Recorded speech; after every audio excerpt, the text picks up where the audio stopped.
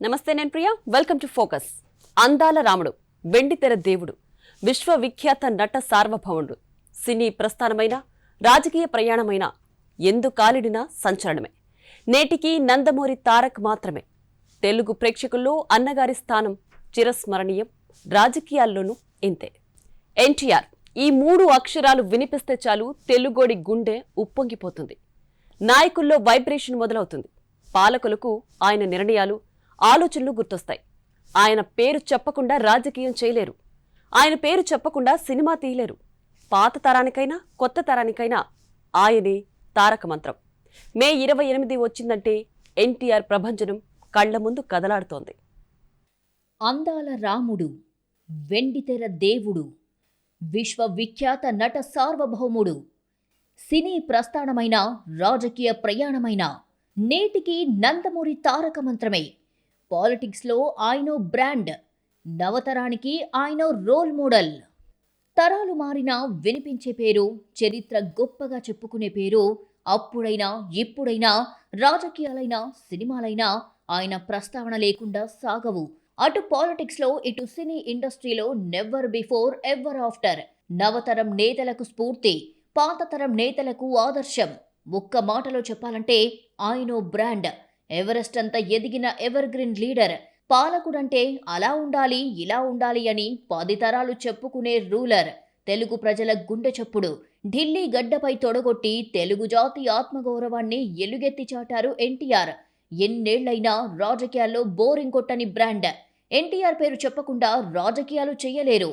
ఇప్పటికీ ఆయన మాటలు, అమలు చేసిన సంక్షేమ పథకాలు జనాన్ని ప్రభావితం చేస్తాయంటే ఆశ్చర్యపోవాల్సిందే. ఎంతమంది లీడర్లొచ్చినా, ఎన్ని విజయాలు సాధించినా ఎన్టీఆర్ ముందు బలాదూరే. ఎందుకంటే ఆయన పవర్ఫుల్ పాలన అలా సాగింది. మరి మాట ఇవ్వడం కాదు, నిలుపుకోవడంలో మేటి, హామీల అమలులో మేరునగ ధీరుడు.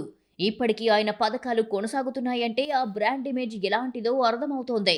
మరికొన్ని పథకాలకు ప్రేరణగా నిలిచారు. కొత్త తరాల్లోనూ ఆ కటౌట్ ప్రస్తావన ఉండాల్సిందే. ఈ వర్గం ఆ వర్గం అని కాదు, సకల జనుల్ని మెప్పించి అందరివాడయ్యారు. అంతకు మించి అభిమాన నేతయ్యారు. ఆయన గొంతు వింటే వైబ్రేషన్ రావాల్సిందే. ఎన్టీఆర్ ప్రతి మాట తూటాలా పేలింది. పిలుపు ప్రభంజనమయ్యింది. పలుకు సంచలనమయ్యింది. ఆయన నిర్ణయం ఢిల్లీ కోటను కదిలించింది. నటుడిగా కోట్లాది ప్రజల అభిమానుల్ని సాధించిన నందమూరి తారక రామారావు రాజకీయాల్లో సాధించిన విజయాలు అసామాన్యం. ఆయన అమలు చేసిన అద్భుతమైన పథకాలు జనం గుండెల్లో నిలిచిపోయాయి. విశ్వవిఖ్యాత నట సార్వభౌముడు, వెండితెర ఇలవెల్పు, పాత్రలకు ప్రాణప్రదాత, చిత్రరంగాన రాముడై, కృష్ణుడై, ఆంధ్రనాడు మెచ్చిన నాయకుడై, బడుగుల పాలిట దీనబంధువై జనం గుండెల్లో జననేతగా నిలిచారు. పార్టీ ఏదైనా ఆయన తీసుకున్న నిర్ణయాలు, అమలు చేసిన పథకాలు యాదికొస్తాయి. రెపరెపలాడిన తెలుగువాడి ఆత్మగౌరవ పతాకం గుర్తుకొస్తుంది. కంచుకోటల్ని బద్దలు కొట్టి తెలుగుడి సత్తా చాటిన దృశ్యాలు కళ్లల్లో మెదులుతాయి. నటులుగా, నాయకులుగా ఎందరో వస్తుంటారు, పోతుంటారు. ఇందులో కొందరు మాత్రమే చరిత్ర పుటల్లోకి ఎక్కుతారు. ప్రజల గుండెల్లో చిరస్థాయిగా నిలిచిపోతారు. అలాంటి మహానుభావుల్లో స్వర్గీయ నందమూరి తారక రామారావు ఒకరు. పురాణాల్లో రాముడు, కృష్ణుడు ఎలా ఉంటారో ఎవ్వరికీ తెలియదు. కానీ ఏ తెలుగింటికి వెళ్లి అడిగినా ఆ రూపాల్లో ఉన్న తారక రాముడినే చూపిస్తారు. తెలుగు వారికి రాముడు ఆయనే, కృష్ణుడు ఆయనే. వెండితెరపై ఆయన చెయ్యని పాత్ర లేదు. పౌరాణిక ఇతిహాసాల దగ్గర నుంచి జానపద, సాంఘిక చిత్రాల వరకు అన్నీ చేసేశారు. వెండితెరపై నవరసాలను అలవోకగా పండించిన విశ్వవిఖ్యాత నట సార్వభౌముడు ఎన్టీఆర్. సినీ జీవితంలో నుంచి రాజకీయ చదరంగంలోకి అడుగుపెట్టి తెలుగు ప్రజలతో నీరాజనాలు అందుకున్న మహానేత ఎన్టీఆర్. రంగేసుకునేవాడికి రాజకీయం ఏం తెలుస్తుందన్న ప్రత్యర్థుల విమర్శలకు పాలనతో, పథకాలతో మైండ్ బ్లాక్ అయ్యేలా సమాధానమిచ్చారు. సంక్షేమ పథకాలకు కొత్త అర్థాన్నివ్వడమే కాదు, వాటి అమలులో కాకలు తీరిన రాజకీయ కురువృద్ధుల్ని ఆశ్చర్యపరిచిన నేత ఎన్టీఆర్. ప్రజాక్షేమమే లక్ష్యం, జనహితమే ధ్యేయం. ఎన్ని కోట్ల రూపాయల పథకమైనా సరే పేదవాడికి మేలు జరుగుతుందంటే క్షణాల్లో నిర్ణయాలు తీసుకునేవారు. అందుకే ఆ అగ్రనటుడు జననాయకుడిగా ఎదిగి ప్రజల గుండెల్లో చిరస్థాయిగా నిలిచిపోయారు. 1982 మార్చి 29న తెలుగుదేశం పార్టీ ఏర్పాటును ప్రకటించారు ఎన్టీఆర్. 300 మందితో 4 గోడల మధ్య సమావేశం నిర్వహించి పార్టీ ప్రకటన చేయాలని భావించారు. కానీ ఎవ్వరూ ఊహించని విధంగా ఎన్టీఆర్ అభిమానులు, యువత పెద్ద ఎత్తున తరలి రావడంతో ఎమ్మెల్యే క్వార్టర్స్ ఆవరణం నిండిపోయింది. సమావేశాన్ని అప్పటికప్పుడు ఎమ్మెల్యే క్వార్టర్స్ లాన్లోకి మార్చాల్సి వచ్చింది. సభను ఉద్దేశించి ఎన్టీఆర్ అరగంట పాటు ప్రసంగించారు. కాంగ్రెస్ పార్టీపైన, ప్రభుత్వంపైన సునిశిత విమర్శలు చేశారు. పార్టీని ప్రారంభించబోతున్నట్టుగా వెల్లడించారు. పార్టీ పేరేంటో చెప్పాలని కొందరు అడగటంతో ఆయన చిరునవ్వు నవ్వి, నేను తెలుగువాడిని, నాది తెలుగుదేశం పార్టీ అంటూ పార్టీ పేరును ప్రకటించారు ఎన్టీఆర్. శ్రామికుడి చెమటలో నుంచి, రైతు కూలీల రక్తంలో నుంచి, నిరుపేదల కన్నీటిలో నుంచి, కష్టజీవుల కంటి మంటల్లో నుంచి పుట్టింది తెలుగుదేశం. ఆశీర్వదించండి అంటూ పార్టీని ప్రకటించారు. పార్టీ విధానం సోషలిజమా, నక్సలిజమా లేక సెక్యులరిజమా అని అడిగితే హ్యూమనిజం అంటూ బదులిచ్చారు. పార్టీని ప్రకటించి చైతన్య రథాన్ని సిద్ధం చేసి ఓట్లెయ్యండని జనంలోకి వచ్చారు. ఆయనకి జనం నీరాజనాలు పలికారు. Right person in right time అనే మాటను అక్షరాలా నిజం చేస్తూ రాజకీయ శూన్యతను ముందే పసిగట్టిన ఢిల్లీ నాయకుల్ని బెంబేలెత్తించి తెలుగోడి సత్తాను చాటారు. ఆయన తీసుకున్న అనూహ్య నిర్ణయాలతో హస్తినకోటలు కదిలాయి. రాజ్యసభ సీటు ఇస్తామంటూ రాయబారాలు మొదలయ్యాయి. లక్ష్య సాధనలో విఘ్నులు ఎప్పుడూ ప్రలోభాలకు లొంగరు అనే వివేకానందుడి మాటల్ని వంటపట్టించుకున్న ఎన్టీఆర్ వెనకడుగు వెయ్యలేదు.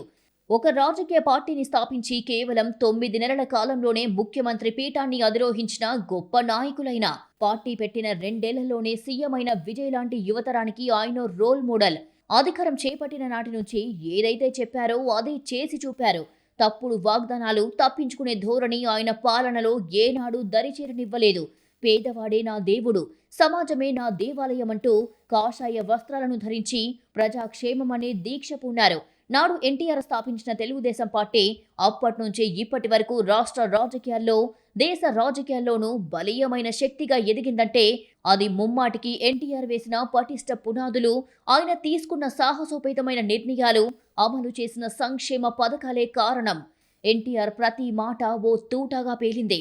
ఇదే సందర్భంలో ఆంధ్రుల ఆత్మగౌరవ పరిరక్షణ అనే ఉద్వేగభరితమైన అంశాన్ని తీసుకొని ప్రజల మనోభావాలను తీవ్రంగా ప్రభావితం చేశారు. కాంగ్రెస్ వల్ల తెలుగువారి ఆత్మగౌరవం దెబ్బతిందని, దానిని ఢిల్లీలో తాకట్టు పెట్టారని విమర్శిస్తూ ఆ ఆత్మగౌరవ పునరుద్ధరణకే తాను రాజకీయాల్లోకి వచ్చారని ప్రకటించారు. కాంగ్రెస్ విధానాల పట్ల అప్పటికే విసుగు చెందిన ప్రజలు ఆయన నినాదం పట్ల ఆకర్షితులయ్యారు. 1982లో తెలుగుదేశం పార్టీని స్థాపించిన తర్వాత ఎన్టీఆర్ ప్రచారరీత్యా 90 రోజుల వ్యవధిలో 35,000 కిలోమీటర్లు ప్రయాణించారు. ఇప్పుడు రోడ్ షోల పేరుతో నేటి తరం రాజకీయ నేతలు చేస్తున్న ప్రచారానికి ఆద్యుడు ఎన్టీఆరే. చైతన్య రథమెక్కి ప్రచారం చేస్తూ ఎక్కడ గ్రామం కనిపిస్తే అక్కడ బహిరంగ సభ, చైతన్య రథంలోనే పడక, రోడ్డు పక్కనే స్నానపానాదులు. అలా ఒక కొత్త ఒరవడికి ఎన్టీఆర్ తెరతీశారు. ఆయన వస్తున్నారంటే ఊళ్లకు ఊళ్లే తరలి వచ్చేవి. ఆయన రావడం ఆలస్యమైతే రోజుల తరబడి ఎదురు చూసేవారు. అసెంబ్లీ ఎన్నికల్లో టికెట్లిచ్చే సమయంలో బాగా చదువుకున్న యువతకు, అప్పటిదాకా రాజకీయ అవకాశాలు అందని వెనుకబడిన వర్గాలకు ప్రాతినిధ్యమిచ్చే చట్టసభల్లో సామాన్యులు అడుగుపెట్టడానికి కారణమయ్యారు. అలా కొద్ది రోజుల్లోనే మహాప్రభంజనంలా మారిన తెలుగుదేశం ఆవిర్భవించిన 9 నెలలకే 1983 ఎన్నికల్లో 199 స్థానాలతో ఘన విజయం సాధించింది. పొత్తులు లేకుండా గెలిచి చరిత్ర సృష్టించింది.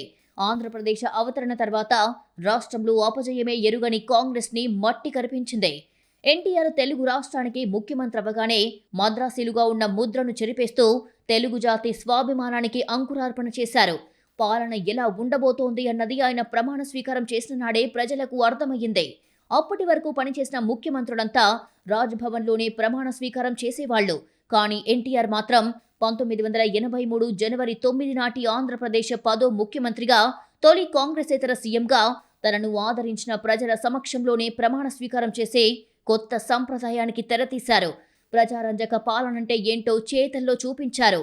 ఆయన అమలు చేసిన పథకాలు ఇప్పటికీ పేర్ల మార్పులతో కొనసాగుతున్నాయంటే ఆయన ముందు చూపేంటో ఇట్టే అర్థమవుతోంది.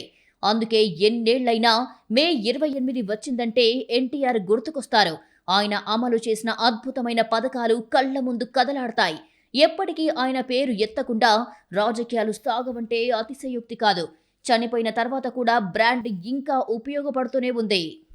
నందమూరి తారక రామారావు తెలుగు సినీ వినీల ఆకాశంలో ఓ సంచలనం.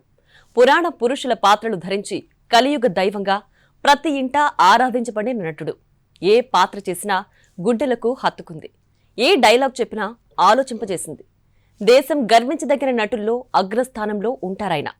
రాముడైనా, రావణాసురుడైనా, కృష్ణుడైనా, దుర్యోధనుడైనా, కర్ణుడైనా, అర్జునుడైనా ఇలా ఏ పౌరాణిక పాత్ర పోషించినా ఆయనదో ప్రత్యేక శైలి. అందుకే తెలుగువారి హృదయాల్లో నిలిచిపోయారాయన. పుట్టింది పల్లెటూరులో, చక్రం తిప్పింది దేశంలో. వెండితెర రారాజుగా చెరగని ముద్ర వేశారు. రాజకీయ నేతగా చరిత్రలో తనకంటూ కొన్ని పేజీలు లిఖించుకున్నారు. 1923 మే 28న ఆంధ్రప్రదేశ్లోని కృష్ణా జిల్లా పామర్రు మండలం నిమ్మకూరు గ్రామంలో లక్ష్మయ్య చౌదరి, వెంకటరామమ్మ దంపతులకు ఎన్టీఆర్ జన్మించారు. 1942 మే నెలలో 20 ఏళ్ల వయసులోనే మేనమామ కుమార్తెైన బసవ రామతారకాన్ని పెళ్లి చేసుకున్నారు. పెళ్లైన తర్వాతే ఆయన BA పూర్తి చేశారు. తొలి సంతానం కలిగిన తర్వాత ఆయన రిజిస్ట్రార్ కార్యాలయంలో ఉద్యోగంలో చేరారు. ఆ ఉద్యోగం నచ్చక తనకు ఇష్టమైన సినిమాల్లో నటించడానికి మద్రాస్కి వెళ్లారు. మన దేశం సినిమాతో ఎన్టీఆర్ సినీ ప్రస్థానం మొదలయ్యింది. 1949 నవంబర్ 27న ఎన్టీఆర్ తొలిసారిగా వెండి తెరపై మెరిశారు. 1951లో పాతాళ భైరవి చిత్రంతో తొలి హిట్ అందుకున్నారు. 300కు పైగా చిత్రాల్లో నటించారు. మల్లేశ్వరి, పల్లెటూరి పిల్ల, కన్యాశుల్కం, గుండమ్మ కథ, దానవీర శూరకర్ణ, నర్తనశాల, రాముడు భీముడు లాంటి చిత్రాలతో ప్రేక్షకుల మదిలో నిలిచిపోయారాయన. మేజర్ చంద్రకాంత్ ఎన్టీఆర్ చివరి కమర్షియల్ చిత్రం. 16 చిత్రాలకు దర్శకత్వం వహించారు. ఎన్టీఆర్ ధరించని పాత్ర లేదు, పోషించని రసం లేదు. పురాణ పురుషుల పాత్రల పోషణల్లో ఆయనను మించిన వారు లేరు. రాముడిగా, కృష్ణుడిగా తెలుగు ప్రజల గుండెల్లో నిలిచిపోయారు. రావణుడు, దుర్యోధనుడు, కర్ణుడి పాత్రలకు హీరోచిత లుక్ ఇచ్చారాయన. జానపదం, పౌరాణికం, చారిత్రికం, సాంఘికం జోనర్ ఏదైనా ఆయన పాత్రలకు ప్రాణం పోశారు. ఎన్టీఆర్ సినిమా అంటే అప్పట్లో ఎద్దుల బండ్లు కట్టుకొని చద్దన్న మూటలతో థియేటర్స్కు వెళ్లేవాళ్లు జనం. పావల, రూపాయి టికెట్ ఉన్న ఆ రోజుల్లో ₹1,00,00,000 పైగా వసూళ్లు సాధించింది లవకుశ సినిమా. అన్ని తరాల వారిని అలరించేలా కథలను ఎంచుకొని అలరించారు. అందులో ముఖ్యంగా ఎన్టీఆర్ చేసిన మల్టీస్టారర్ చిత్రాలు ఎప్పటికీ గుర్తుండిపోతాయి. అప్పట్లో అగ్ర కథానాయకులు అక్కినేని నాగేశ్వరరావు, శోభన్ బాబు, మోహన్ బాబు లాంటి వారితో కలిసి ఎన్నో చిత్రాల్లో నటించి మెప్పించారు. అంతేకాదు మరెందరో హీరోలతో కలిసి ఎన్టీఆర్ గొప్ప చిత్రాల్లో నటించారు. చిరంజీవితోనూ కలిసి బిగ్ స్క్రీన్ పై ప్రేక్షకులను అలరించారు ఎన్టీఆర్. రామారావు, నాగేశ్వరరావు కాంబినేషన్లో 14 సినిమాలు రూపొందాయి. 1950లో వచ్చిన పల్లెటూరి పిల్ల చిత్రంతో వీరిద్దరూ తొలిసారి ఒకే సినిమాలో కలిసి నటించారు. ఆ తర్వాత సంసారం, రేచుక్క, పరివర్తన సినిమాలు చేసినప్పటికీ వీరిద్దరి కాంబోకు అనుకున్న స్థాయి గుర్తింపు రాలేదు. కానీ ఆ తర్వాత వచ్చిన మిస్సమ్మ సినిమాతో వీరిద్దరూ తొలి మల్టీస్టారర్ బ్లాక్ బస్టర్ను అందుకొని రికార్డు సృష్టించారు. ఈ సినిమాతో వీరిద్దరి కాంబినేషన్కు ఇండస్ట్రీలో మంచి గుర్తింపు, డిమాండ్ ఏర్పడింది. దాంతో దర్శక నిర్మాతలు వీరిద్దరితో సినిమాలు తీసేందుకు అత్యంత ఆసక్తి చూపించారు. ఈ క్రమంలోనే తెనాలి రామకృష్ణ, చరణదాసి, మాయాబజార్, భూ కైలాస, గుండమ్మ కథ, శ్రీ కృష్ణార్జున యుద్ధం, చాణక్య, చంద్రగుప్త, రామకృష్ణులు, సత్యం శివం సినిమాల్లో సైతం వీరిద్దరూ కలిసి పనిచేశారు. శోభన్ బాబుతోనూ ఎన్టీఆర్ కలిసి నటించారు. వీరిద్దరూ మొదటిసారిగా సీతారామ కళ్యాణంలో నటించారు. ఆ తర్వాత భీష్మ, మహామంత్రి తిమ్మరుసు, ఇరుగు పొరుగు, లవకుశ, నర్తనశాల, దేశద్రోహులు, వీరాభిమన్యు, శ్రీకృష్ణ పాండవీయం, పరమానందయ్య శిష్యుల కథ, శ్రీకృష్ణ అవతారం, ఆడపడుచు, విచిత్ర కుటుంబం, నిండు హృదయాలు సినిమాలు చేశారు. సూపర్ స్టార్ కృష్ణతో ఎన్టీఆర్ స్త్రీ జన్మ, నిలువు దోపిడి, విచిత్ర కుటుంబం, దేవుడు చేసిన మనుషులు, వయ్యారి భామలు, వగలమారి భర్తలు సినిమాలో నటించారు. డైలాగ్ కింగ్ మోహన్ బాబుతో కలిసి ఎన్టీఆర్ సింహబలుడు, రామకృష్ణులు, రాజపుత్ర రహస్యం, డ్రైవర్ రాముడు, సర్దార్ పాపారాయుడు, సరదారాముడు, కొండవీటి సింహం, అగ్గిరవ్వ, సత్యం శివం, ప్రేమ సింహాసనం, సామ్రాట్ అశోక్, మేజర్ చంద్రకాంత చిత్రాల్లో కలిసి నటించారు. మెగాస్టార్ చిరంజీవితో తిరుగులేని మనిషి సినిమాలో నటించారు. సూపర్ స్టార్ రజనీకాంత్ కూడా 1979లో వచ్చిన టైగర్ సినిమాలోనూ చిరంజీవి, రామారావుతో కలిసి నటించారు. దర్శకుడిగా ఎన్నో సినిమాలను తెరకెక్కించిన ఎన్టీఆర్ తన వారసులైన బాలకృష్ణ, హరికృష్ణలను కూడా డైరెక్ట్ చేశారు. 40 ఏళ్ల వయసులో ఎన్టీఆర్ నృత్యం నేర్చుకోవడం మొదలుపెట్టారు. ప్రముఖ కూచిపూడి డాన్సర్ వెంపటి చిన్న సత్యం దగ్గర ఆయన నృత్యం నేర్చుకున్నారు. ఎన్టీఆర్ను భగవత్ స్వరూపంగా భావించే అభిమానులను అలరించడానికి ఆయన 17 సినిమాలలో శ్రీకృష్ణుడి వేషం కట్టారు. ఇక కుటుంబం విషయానికి వస్తే తారక రామారావు, బసవతారకం దంపతులకు 11 మంది సంతానం. 11 మందిలో 7 కుమారులు, 4 కుమార్తెలు ఉన్నారు. 33 ఏళ్ల వెండితెర జీవితంలో, 13 ఏళ్ల రాజకీయ జీవితంలో నాయకుడిగా ఓ వెలుగు వెలిగిన ఎన్టీఆర్ 1996 జనవరి 18న 73 వయసులో గుండెపోటుతో మరణించారు. ఆయన ఈ భూమి మీద లేకపోయినా తెలుగు ప్రజల గుండెల్లో ఇంకా బతికే ఉన్నారు. అప్పుడైనా ఇప్పుడైనా ఇంకెప్పుడైనా సినిమాలోకం ఎన్టీఆర్ పేరు చెప్పుకునేలా ఆయన నట జీవితం సాగింది. ఇక ఎన్టీఆర్ తీసుకున్న ప్రతి నిర్ణయము ఒక సంచలనం. ప్రవేశపెట్టిన ప్రతి పథకం ఓ ప్రభంజనం. ఆయన ప్రవేశపెట్టిన పథకాల్లో ముఖ్యమైనది మొదటిది, ఇప్పటికీ నేతలకు ఆదర్శంగా ఉన్నది ₹2 కిలో బియ్యం పథకం. ఇంతకీ సీఎంగా ఎన్టీఆర్ నిర్ణయాలు ఎలా ఉండేవి? రాజకీయాలు ఏ దిశగా నడిచాయి? అన్నగారు అందరివాడు ఎలా అయ్యారు? ఎన్టీఆర్ పేదల కోసం వేసిన ప్రతి అడుగు ఓ నూతన అధ్యాయం. పటేల్ పట్వారీ వ్యవస్థ రద్దుతో పెత్తందారీ కబంధ హస్తాల నుంచి గ్రామాలకు విముక్తి కల్పించారు. 27,000 రెవెన్యూ గ్రామాల్లో పనిచేసే 37,000 మందికి పైగా పార్ట్ టైం గ్రామాధికారులను తొలగించారు. వారి స్థానంలో విలేజీ అసిస్టెంట్లను నియమించారు. మండలాల ఏర్పాటుతో ప్రజల ముందుకే పాలన తీసుకెళ్లారు. బడుగు బలహీన వర్గాల్లో రాజకీయ చైతన్యం తెచ్చారు. ఎన్టీఆర్ రాజకీయంగా బీసీలకు పెద్దపీట వేశారు. మండల, జిల్లా స్థాయి పదవుల్లో రిజర్వేషన్లు కల్పించడం ద్వారా రాజకీయం అంటే ఎరుగని వారికి మండల పరిషత్, జిల్లా పరిషత్ అధ్యక్షులుగా అవకాశం ఇచ్చారు. ప్రజల ఆర్థిక సమస్యలు తీర్చడానికి, వారి బతుకులు మార్చడానికి ఎంతైనా రాయితీలు ఇవ్వాల్సిందే అని చెప్పిన ఆయన ₹2కే కిలో బియ్యం పథకం ద్వారా కోట్ల మందికి బియ్యం అందించారు. నా తెలుగింటి ఆడపడుచులు అంటూ ఆప్యాయంగా పిలిచే ఎన్టీఆర్ పాలనలో మహిళా సాధికారతకు పెద్దపీట వేశారు. తండ్రి ఆస్తిలో సమాన హక్కు కల్పించడం ద్వారా నారీలోకం మనసులో అన్నగా కొలువుదీరారు. వరకట్న సమస్యను రూపుమాపేందుకు, సంఘంలో మహిళలకు గౌరవం కల్పించేందుకు ఈ చట్టం తెస్తున్నట్లు ఎన్టీఆర్ ప్రకటించారు. ఎన్టీఆర్ 1984లో ఆ చట్టం చేస్తే కేంద్ర ప్రభుత్వం అలాంటి చట్టం తేవడానికి మరో 20 ఏళ్లు పట్టిందంటే ఆయన దూరదృష్టి ఏ స్థాయిదో అర్థమవుతుంది. మహిళా సంక్షేమానికి ఎన్టీఆర్ హయాంలో ప్రవేశపెట్టిన పథకాలు చారిత్రాత్మకంగా నిలిచాయి. ప్రభుత్వ ఉద్యోగాల్లోనూ మహిళలకు రిజర్వేషన్ కల్పించిన ఘనత ఆయనదే. చేయదగిన ప్రభుత్వ ఉద్యోగాల్లో 30% వారికే కేటాయించారు. ఉన్నత విద్యా సంస్థల్లో విద్యార్థినులకు 33% రిజర్వేషన్ కల్పించారు. మండల ప్రజా పరిషత్ అధ్యక్షులు, జిల్లా ప్రజా పరిషత్ చైర్మన్ పదవుల్లో 9% మహిళలకే కేటాయించారు. పేదల ప్రాథమిక అవసరాలు తీర్చడమే కర్తవ్యంగా భావించారు ఎన్టీఆర్. హామీల అమలుకు 1,400 కోట్లు ఖర్చవుతుందని, అంత డబ్బు ఎక్కడి నుంచి వస్తుందని ఎన్నికల సమయంలో అప్పటి కాంగ్రెస్ ప్రభుత్వంలోని మంత్రులు విమర్శించారు. పేదల కోసం 1,400 కోట్లు కాదు, అవసరమైతే 14,000 కోట్లైనా ఖర్చు చేస్తాను అని స్ట్రాంగ్ ఆన్సర్ ఇచ్చారు ఎన్టీఆర్. అధికారంలోకి వచ్చాక దానికే కట్టుబడ్డారు. వృత్తి విద్యా కళాశాలల్లో క్యాపిటేషన్ ఫీజు రద్దు చేశారు. సీట్లు అమ్ముకోవడాన్ని నిషేధించారు. వాటిలో ప్రవేశాలకు ప్రతిభే కొలబద్ద కావాలన్నారు. ఇంజనీరింగ్, వైద్య కళాశాలల్లో ప్రవేశాలకు ఎంసెట్ విధానాన్ని తీసుకువచ్చారు. మండల స్థాయిలో పీహెచ్సీలో 30 పడకల ఆసుపత్రుల్ని నిర్మించడంతో పాటు నిమ్స్ను సూపర్ స్పెషాలిటీ ఆసుపత్రిగా మార్చి అత్యున్నత వైద్య సేవల్ని అందించారు. సారా వ్యతిరేక ఉద్యమానికి మద్దతుగా నిలిచారు. హామీ ప్రకారం మద్యపాన నిషేధం అమలు చేశారు. మద్దతు ధర దక్కని చెరకు, వరి రైతులకు బోనస్ అందించే విధానానికి ఎన్టీఆర్ఏ శ్రీకారం చుట్టారు. పేదల కోసం పక్కా ఇళ్ల నిర్మాణం చేపట్టారు. ఒక్కో ఇంటికి 6,000 చొప్పున ఇచ్చి సిమెంట్, ఇటుకలతో కాలనీలుగా నిర్మించారు.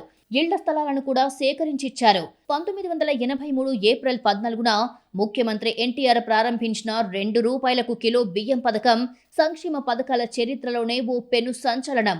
పండుగలు, పబ్బాలకు తప్ప తెల్లన్నం ముఖం చూడని పేద, దిగువ మధ్యతరగతి వర్గాల్లో ఈ పథకం చెరగని ముద్ర వేసింది. ఎన్టీఓడు ఇచ్చిన కిలో ₹2 బియ్యమే తింటున్నాం, మరి ఇంకెవరికి ఓటేస్తామని ఎన్నికల సమయంలో వాడవాడలా మహిళలు గొంతెత్తారు. ఎన్నికల్లోనూ నీరాజనాలు పలికారు. ఈ పథకానికి రాయితీగా అప్పట్లోనే ఏడాదికి 168 కోట్లు ఖర్చు చేశారు. ఇక కాంగ్రెస్ కు వ్యతిరేకంగా దేశవ్యాప్తంగా ప్రతిపక్షాలను ఏకతాటిపైకి తీసుకురావడానికి కృషి చేశారు ఎన్టీఆర్. సైద్ధాంతికంగా వేర్వేరు దారుల్లో ఉన్న జనతాదళ్, వామపక్షాలు, వివిధ ప్రాంతీయ పార్టీల నేతలను కూడగట్టి సదస్సులు నిర్వహించారు. ఒక ప్రాంతీయ పార్టీ నేతగా ఉంటే జాతీయ అధికార పార్టీపై పోరాడటానికి అందర్నీ కూడగట్టేందుకు ధైర్యం చేయడం ఎన్టీఆర్ ప్రత్యేకత. ఆయన కృషితో జాతీయ స్థాయిలో అన్ని ప్రతిపక్ష పార్టీలతో నేషనల్ ఫ్రంట్ ఏర్పాటయ్యింది. తెలుగువాడి సత్తాను ఢిల్లీలో చాటిన ఎన్టీఆర్ కాంగ్రెస్ ఇతర పార్టీలను ఏకం చేశారు. ప్రతిపక్షాలను బొక్క తాటిపైకి తీసుకువచ్చి దేశ రాజకీయాల్లో చక్రం తిప్పారాయన. అవసరమైతే రాజకీయాలు కూడా చెయ్యగలిగినా తనకు ప్రజల కోసం పాటుపడటమే ముఖ్యమని నిరూపించారు. తెలుగునాట యుగ పురుషుడిగా వెలిగారు. 1984లో ఇందిరా దారుణ హత్యకు గురయ్యాక జరిగిన 8వ లోక్సభ ఎన్నికల్లో కాంగ్రెస్ 414 సీట్ల మెజారిటీతో విజయం సాధించింది.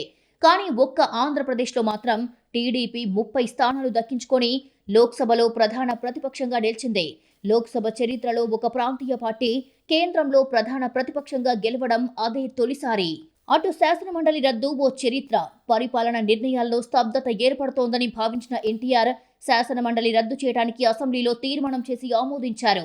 ఈ నిర్ణయాన్ని సొంత పార్టీ నేతలు సైతం వ్యతిరేకించినా ఎన్టీఆర్ వెనక్కి తగ్గలేదు.